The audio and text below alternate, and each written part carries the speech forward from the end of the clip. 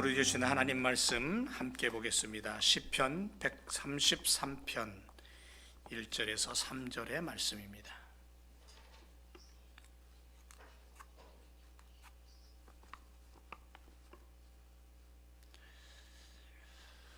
제가 한 절 읽고 그 다음 절 여러분들 읽고 3절 우리 함께 말씀 읽도록 하겠습니다. 1절 형제가 연합하여 동거함이 어찌 그리 선하고 아름다운고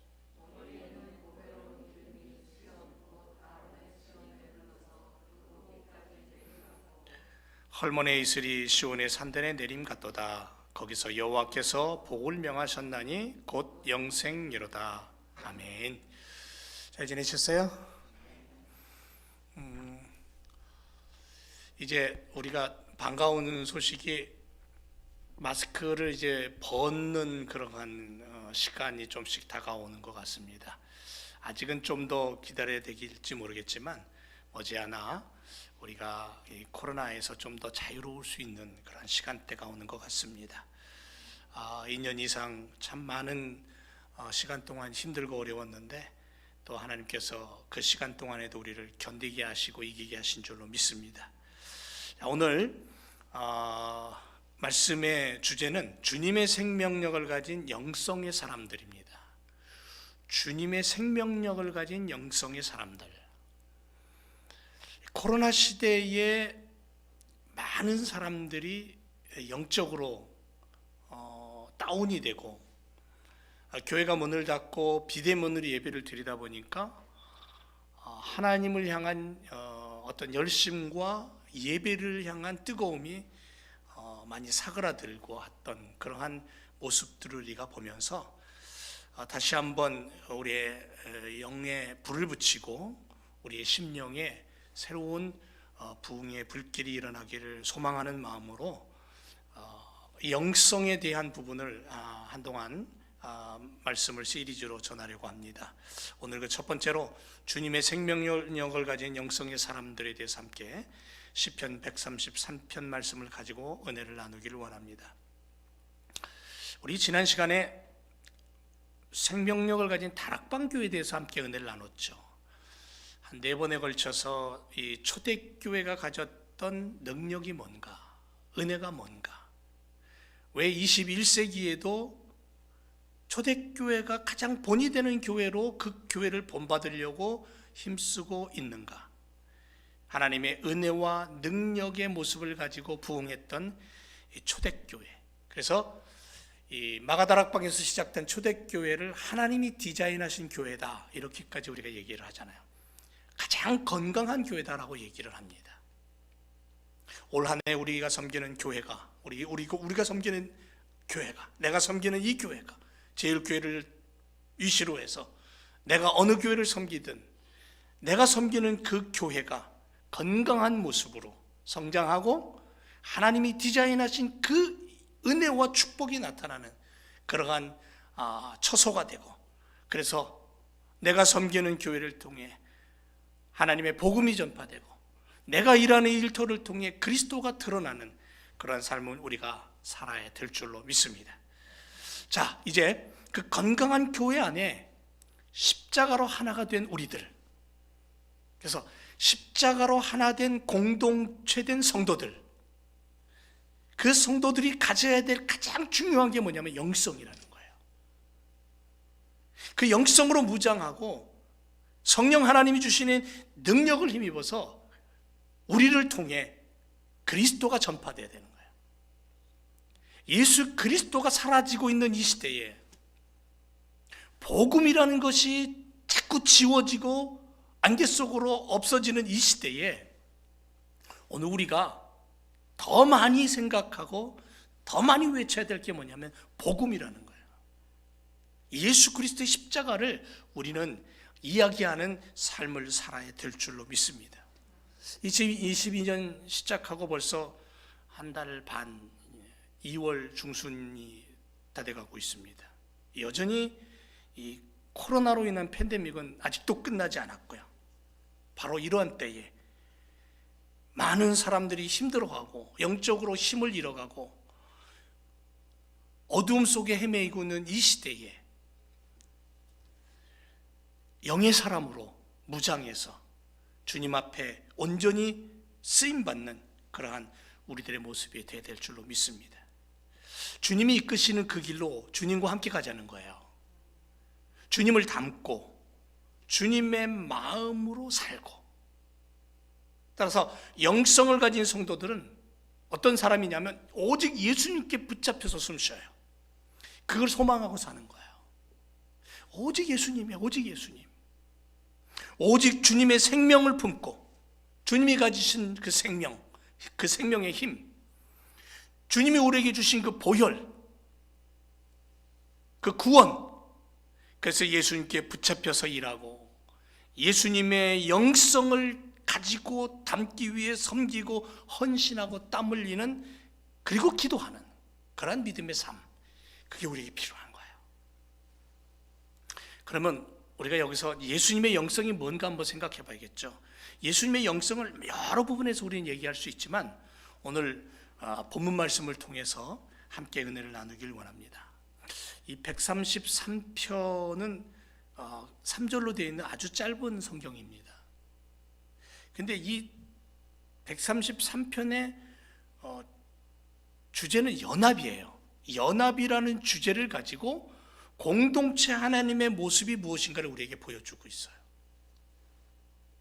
언약궤, 하나님의 법궤라고 하는 언약궤를 블레셋에 뺏겨버립니다. 그리고 온 나라가 초죽음 상태가 되어버려요. 마음이 무너지고 영적으로 하나님을 향한 신앙이 흔들리고 마음과 마음이 갈라지고 흩어지고, 그러다 극적으로 하나님의 법과 예루살렘으로 다시 돌아옵니다. 하나님의 법궤가. 그랬더니 오랫동안 깨졌던 백성들의 심령이 치유가 돼요. 갈라졌던 모습들이 연합을 이루고 회복을 이루고 놀라운 하나님의 능력과 축복을 누리게 되는 거예요. 그래서 다윗은 너무너무 감사해서 감사의 예배시를 지어서 하나님께 올려드립니다. 그게 바로 오늘 시편 133편의 다윗의 고백이에요. 형제간의 연합이 얼마나 아름다운가를 보여주고 있어요. 이스라엘 공동체의 연합이 아름다운 여인을 보는 것보다 더 아름답게 보였다는 거예요. 여러분, 처음부터 하나님은 하나이셨어요. 하나님은 하나다. 삼위의 하나님이 공동체로 일하셨다는 거죠. 성부, 성자, 성령 삼위일체 하나님은 하나로 일하셨다는 거예요. 기독교의 영성은 예수님의 영성이라고 얘기합니다. 이 얘기는 뭐냐면 하나라는 거예요.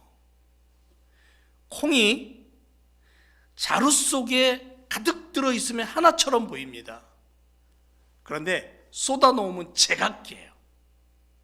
하지만 그 콩들을 솥에다 넣고 푹 삶아가지고 쪄서 네모나게 만들면 한 덩어리가 돼요. 그런 것처럼 예수님은 부서지고 나뉘고 그렇게 된 관계를 연합하는 사명을 가지고 이 땅에 오셨다는 거예요. 그리고 우리에게 그걸 얘기하셔요. 그래서 연합이라는 것은 하나님께서 가지신 성품이라는 거예요.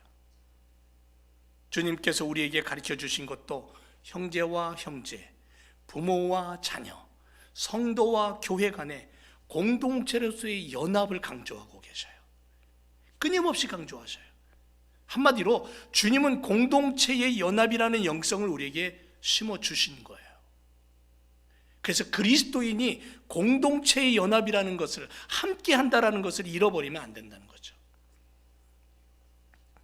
그 연합을 어디서 얘기하냐면 헐몬산에서 이슬이 내려서 가장 낮은 신분의 사람들에게까지 흘러 적신다고 얘기하고 있어요. 신분의 높고 낮음이나 부와 가난의 차이를 가졌다 할지라도 하나님의 은혜는 동일하다는 거죠. 종교 지도자인 아론의 머리에 기름을 부었더니 그 기름이 수염을 타고 옥기까지 흘러내리듯 모든 산과 집들과 백성들에게까지 기름 부음의 축복과 이슬의 축복을 통해서 심지어는 작은 씨앗까지 생명을 얻고 자라게 하는 이 하나님의 은혜가 고요히 흘러서 성령의 기름 부으심으로 모든 심령에게 적셔지는 영적인 축복, 영성의 축복을 하나님이 허락하신다는 거죠. 다윗은 그걸 절실히 느끼고 고백하는 거예요. 사랑하는 제일교회 성도 여러분, 주님께서 우리에게 보여주신 게 뭐냐면 십자가 정신이에요. 십자가는 뭐냐면 사랑의 계명이잖아요.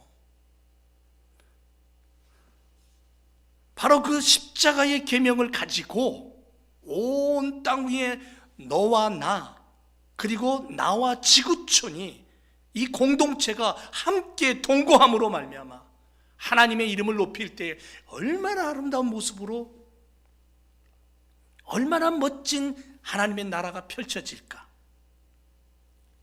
그게 영성을 가진 사람들이 꿈꾸는 이 땅에서의 모습이라는 거죠. 그게 우리에게 오늘날 필요한 거예요. 우리는 여기서 이런 질문을 한번 해보면 좋겠습니다. 나는 하나님 아버지께서 원하시는 길을 우선순위에 두고 가고 있는가? 여러분, 지금 팬데믹 시대를 살고 있습니다. 교회의 문을 닫고 얼굴과 얼굴을 맞대고 예배 드리지 못했던 시절도 있고요. 지금 우리는 예배를 마스크 쓰고 드리고 있고, 예배 끝나면 불이 나게 가야 돼요. 친교할 시간도 없고요. 할 수도 없고요. 이런 시대에 과연 우리는 하나님 아버지께서 원하시는 그 길을 향해 우선적으로 거기에다가 순서를 두고 가고 있는가, 살고 있는가, 숨쉬고 있는가? 내 마음의 문을 열면 주님 내 안에 오셔요. 분명히 내 안에 오셔요. 그것뿐이 아니라 주님께서 나를 당신의 품 안에 품으셔요. 암탉이 제 새끼를 날개 아래 품듯이 우리는 주님과 함께 연합된 삶을 그래서 살아가는 거예요. 내가 주님 안에, 주님이 내 안에. 하지만 중요한 거는 내가 주님을 품을 수 없다는 거예요.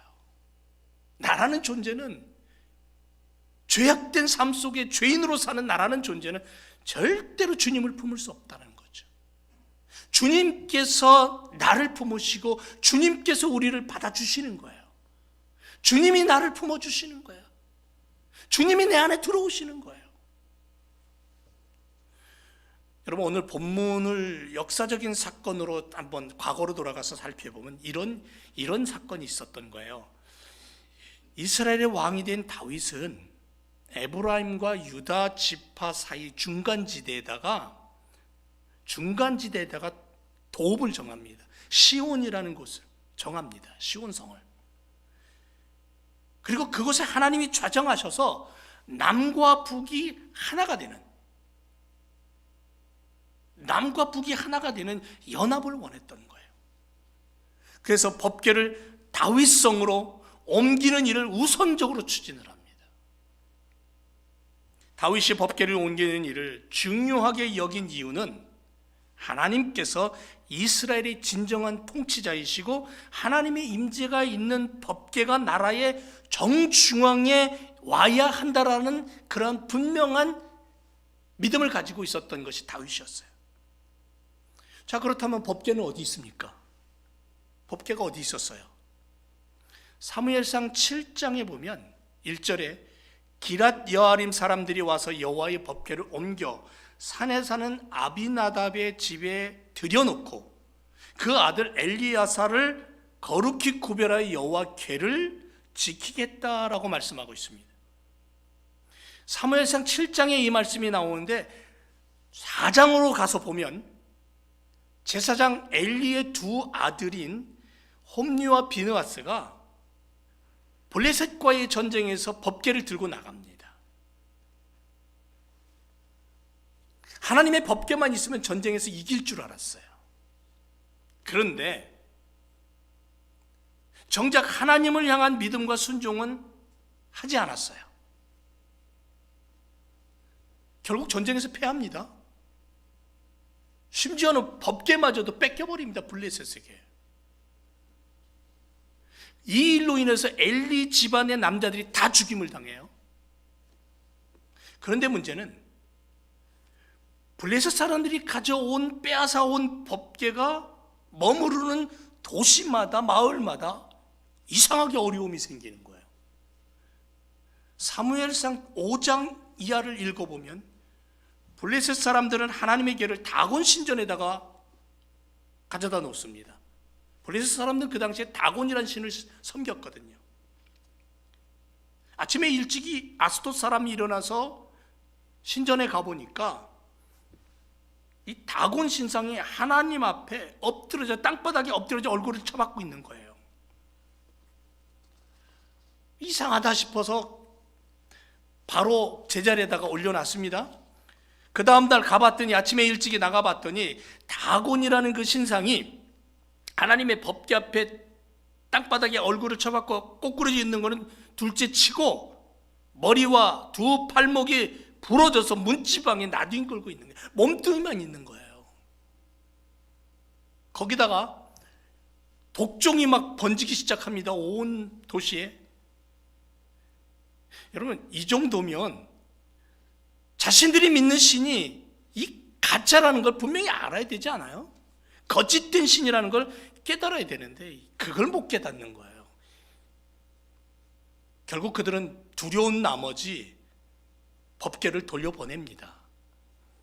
사무엘상 6장 12절을 보니까 암소가 벳세메스 길로 바로 행하여 대로로 가면서 갈 때에 울고 좌우로 치우치지 아니하고 블레셋 방백들은 벳세메스 경계까지 따라오는 거예요. 야, 이게 어떻게 되나 보자고. 법궤를 실은 암소가 정확하게 가야 할 길을 알고 걸어갔어요. 하나님의 능력입니다. 하나님의 역사하심입니다. 정확하게 하나님의 법궤는 하나님의 있어야 될 자리로 다시 돌아오는 거예요. 하나님 스스로. 사무엘상 6장 19절에 보니까 벳세메스 사람들이 여호와의 궤를 들여다보므로 말미암아 5만 70인이 죽음을 당했다 그랬어요. 그래서 그들이 통곡합니다. 결국은 아스돗, 가드, 에글론, 벳세메스를 거쳐서 기랏 여아림까지 법궤가 스스로 옵니다. 옮겨오는 거예요. 법궤 스스로. 우리가 눈으로 보는 그 법궤지만 하나님 살아계심을 얘기하는 거예요. 이렇게 법궤는 아비나답의 집이라는 집에 20년 동안 있습니다. 20년의 시간이 흐릅니다. 이스라엘 백성들의 심령 속에 하나님의 말씀에 갈급함이 일어납니다. 그때 사무엘은 미스바에 모이라, 그리고 미스바에서 부흥회를 엽니다. 그곳에서 제단을 다시 수축하고 예배를 회복하고 신앙을 회복하는 운동이 일어납니다. 그 소식을 듣고 블레셋이 쳐들어오죠. 하나님의 능력으로 그들을 무찌르고 전쟁에 승리합니다. 그래서 생겨난 게 뭐냐면 에베네셀의 하나님이에요. 에베네셀 하나님을 찬양합니다. 그리고 이 사건이 있은 이후에 이스라엘은 드디어 제1대 왕인 사울 왕을 세웁니다. 근데 보세요. 이스라엘의 중심에 있어야 될 하나님의 법궤에 대한 사건이 쭉 이어져 온 그 상태에서 사울이 왕이 됐습니다. 근데 사울의 태도와 그 다음 왕인 다윗의 태도가 전혀 다른 거예요. 너무 달랐어요. 사울은 하나님의 법궤엔 관심 없었습니다. 다윗을 쫓았어요. 왜 다윗을 쫓았냐면 그 다음 왕이 된다는 것 때문에 자기의 자리가 위태로우니까 죽이려고. 노베서 아히멜렉 제사장을 포함한 85명의 제사장들을 죽이는 사무엘상 22장에 보면 아주 처참한 일을 자행합니다. 법궤에 관심 없었습니다. 하나님의 일을 섬기도록 기름 부어받은 제사장마저도 소중함이 없었습니다. 오직 자신의 권력과 욕심에만 치우쳐 있었고, 그러다 보니까 제사장을 죽이기까지. 이런 사람을 어찌 하나님의 일꾼이라고 말할 수 있을까요? 그런데 반면에 다윗 보세요. 다윗은 진정으로 이스라엘을 위해 하나님의 법궤를 예루살렘으로 옮겨옵니다. 남과 북이 하나가 되게 하기 위해서 그 중심에 하나님이 계셔야 된다는 생각을 가지고, 그래서 왕이 된 이후에 이스라엘의 연합을 위해 정중앙에 위치한 예루살렘의 도읍을 정하고 그리고 하나님의 법궤를 그 성으로 옮겨오게 됩니다. 중요한 거는 이렇게 열정적인 다윗의 모습 속에서도 우리가 하나가 짚고 넘어가야 될 게 있습니다. 하나님이 이 법궤가 이스라엘 정중앙에 오는 것을 과연 원하셨는가예요. 여러분, 당연히 하나님 택한 백성의 중심에 거하시기를 원하셔요. 광야 40년 한번 보세요.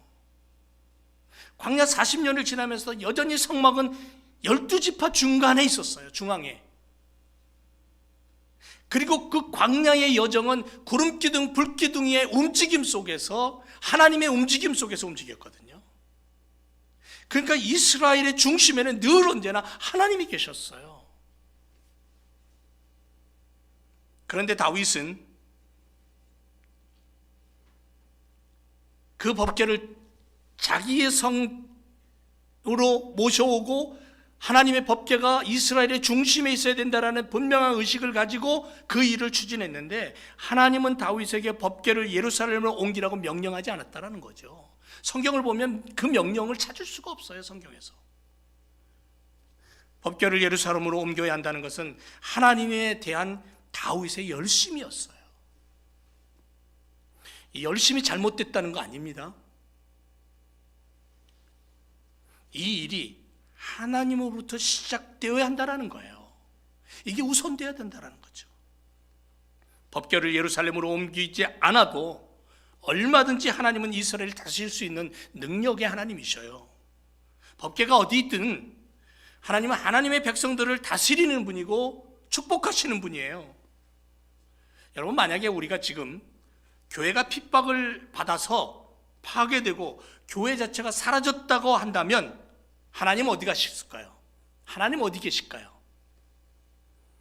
교회가 파괴되고 예배당이 없어져서 예배 드릴 장소가 없고 예수 믿는다 그러면 잡아서 감옥에 가둔다 그러면 다 뿔뿔이 흩어지고 숨어버릴 거예요. 그럼 하나님은 어디 계실까? 하나님도 숨어버리십니까? 하나님은 여전히 우리의 예배를 그 시간에도 받으신다는 거예요. 우리를 다스리시는 전능하신 하나님 아바 아버지시라는 사실을 우리는 기억해야 된다는 거죠. 그래서 두세 사람이 내 이름 모인 곳에 나도 거기 함께 한다라고 분명하게 말씀했잖아요. 법궤는 아벡 전투에서 뺏긴 약 7개월간 블레셋 땅에 있었어요. 그리고 다윗이 예루살렘으로 옮기기까지 약 100여 년이라는 긴 시간이 걸렸어요. 그러니까 거의 100여 년 동안 하나님의 법궤는 이리 갔다 저리 갔다 옮겨.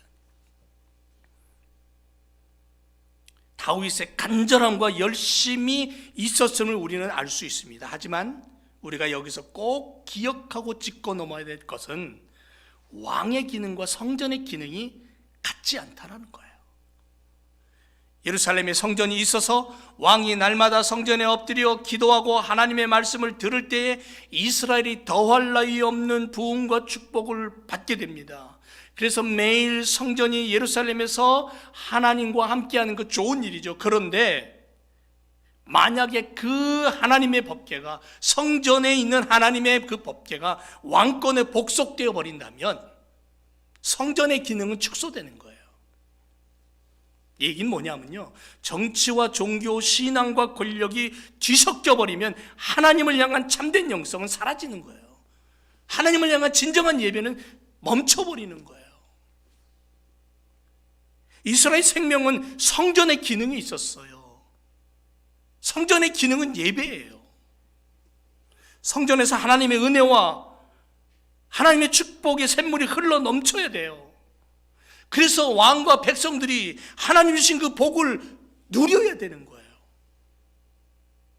그런데 왕권 강화를 위해서 법궤가 필요하다면 그것은 하나님의 은혜를 자신의 욕심으로 이용하려는 의도밖에 아니라는 거죠. 홈리와 비느하스처럼.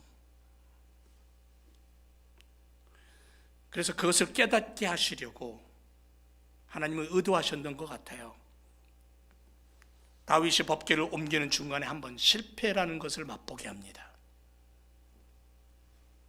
그것을 통해 인간의 열심으로는 실패할 수밖에 없다라는 체험을 하게 하십니다. 결국 다윗이 법궤를 옮기는 과정을 잘 살펴보면 하나님의 뜻이 아니었고 다윗의 열심이었다.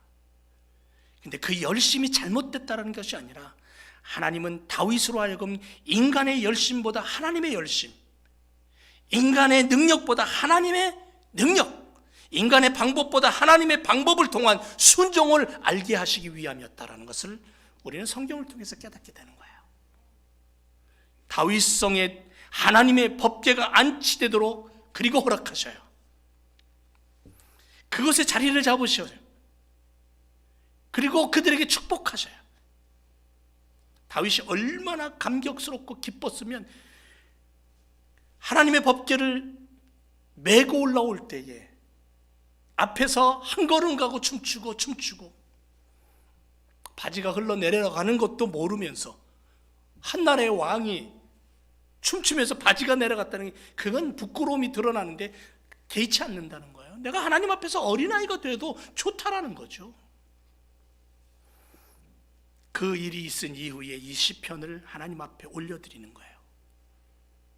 그런데 원문에 보면 우리 한글 개역 성경에는 없는데요, 원어에 가서 찾아보면 힘내라는 그러한 단어가 하나 들어가 있습니다. 이게 뭐냐면 보라라는 뜻이에요.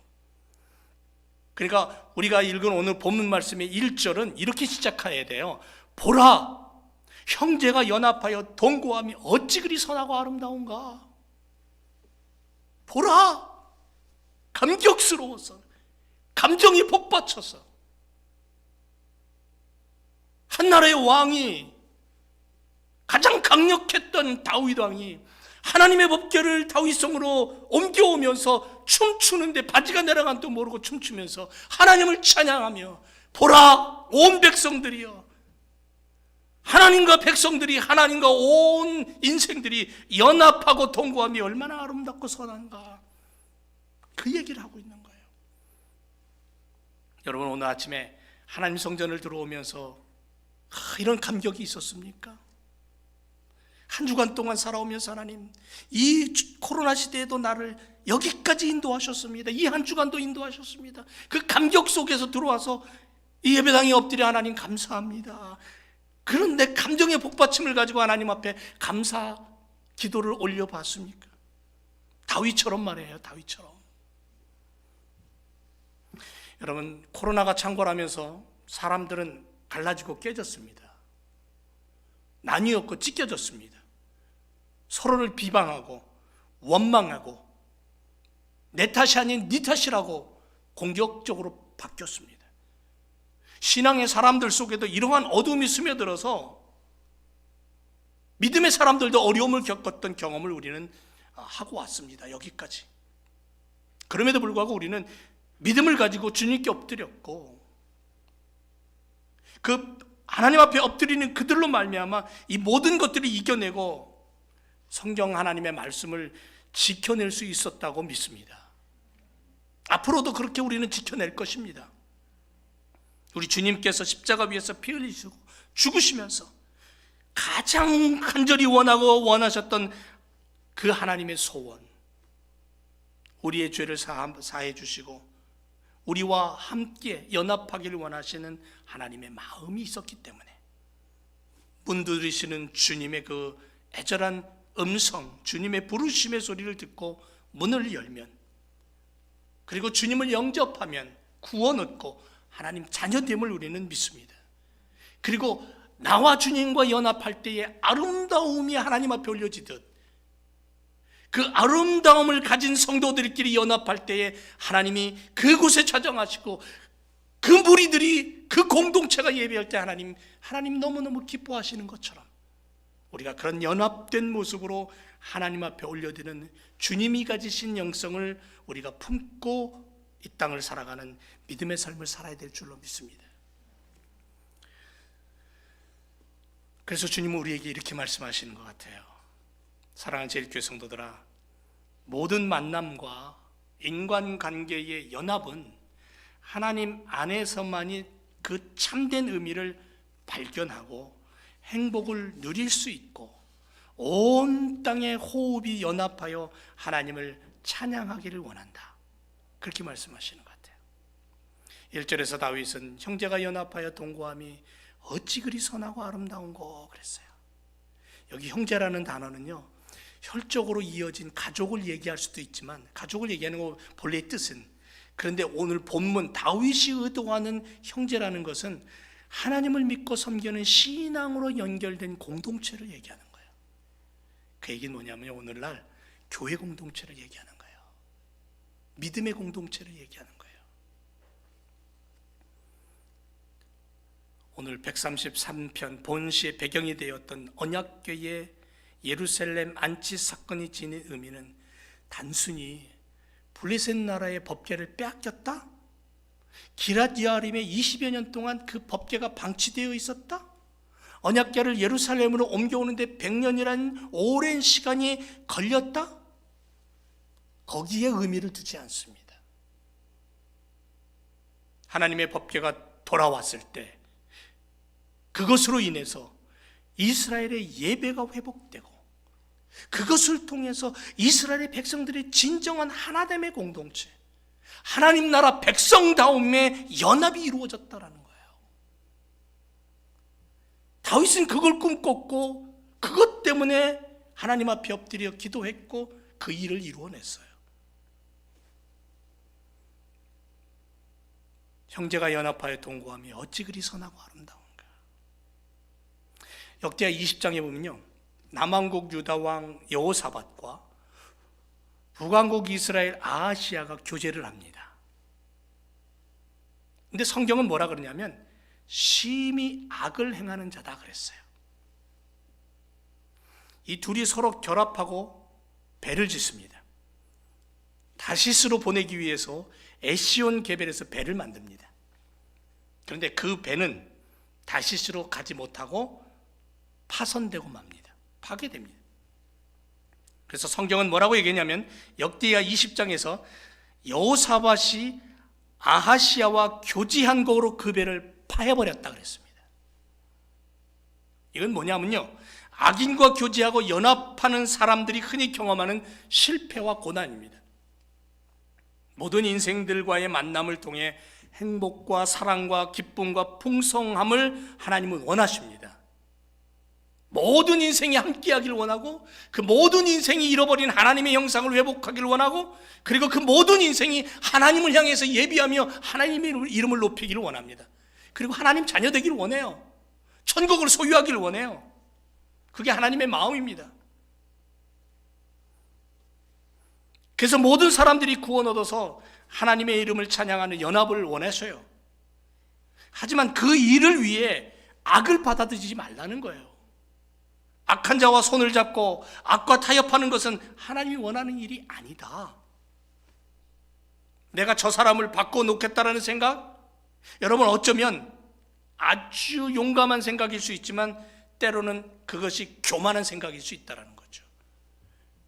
하나님께서 바꿔놓지 않으면 바뀌지 않아요. 그래서 우리는 어떻게 해야 됩니까? 디모데후서 2장 22절에 보니까 내가 청년의 정욕을 피하고 주를 깨끗한 마음으로 부르는 자들과 함께 의와 믿음과 사랑과 화평을 쫓겠다고 말하고 있어요. 주를 깨끗한 마음으로 부르는 자들과 함께.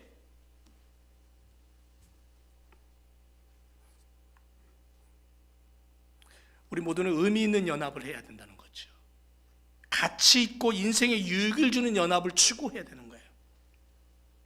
그러지 못한 이웃을 향하여 주님께 간절함으로 중보의 기도를 드리면서 하나님 변화시켜 주기를 하나님께 간구해야 되는 거예요. 여러분, 신앙에 갖지 않고 믿음의 자리에서 떠난 사람들 마음으로 맞추고 악을 행하는 모습, 하나님의 뜻에 어긋난 일을 행하는 자들과 의기투합한다? 같은 배를 타고 간다? 분명히 위험합니다. 분명히 파손할 거예요. 성경에 그렇게 얘기하고 예를 보여주니까. 결국 우리 인생의 득보다는 실이 많다라는 것을 성경은 우리에게 경고하고 있는 거예요. 주님 우리에게 그렇게 말씀하셨어요. 단지 그럼에도 불구하고 내가 영혼 구원을 위해서 나의 모든 것을 포기하고라도 이 영혼을 구원하겠다라는 그런 믿음이 있다면 끝까지 달려가세요. 다만 진정한 구원과 연합을 이룰 수 있도록 올바른 안목을 달라고 주님 앞에 요청하고 기도해야 됩니다. 결국은 뜻이 맞지 않는 소 2마리를 멍에 지워서 밭을 갈 수 없다라는 거예요. 믿음의 사람이 함께 의기투합해서 한 뜻을 가지고 하나님의 나라를 세워갈 때 하나님의 영광이 드러나는 거고, 이 세상, 어둠의 세상에 한 마음과 한 뜻과 한 목표를 가지고 달려가도 열매를 거둘까 말까 하는 약한 세상에서 뜻이 다르고 신앙이 다르고 고백이 다르고 믿음이 다른 자와 어떻게 의기투합할 수 있겠어요? 우리 제일교회 성도들이 주님을 바라보고 우리 교회가 주님이 원하시는 모습의 공동체로 연합하기 위해선 우리부터 먼저 믿음으로 똘똘 뭉쳐야 되는 거예요. 신앙이 하나 되는 거예요.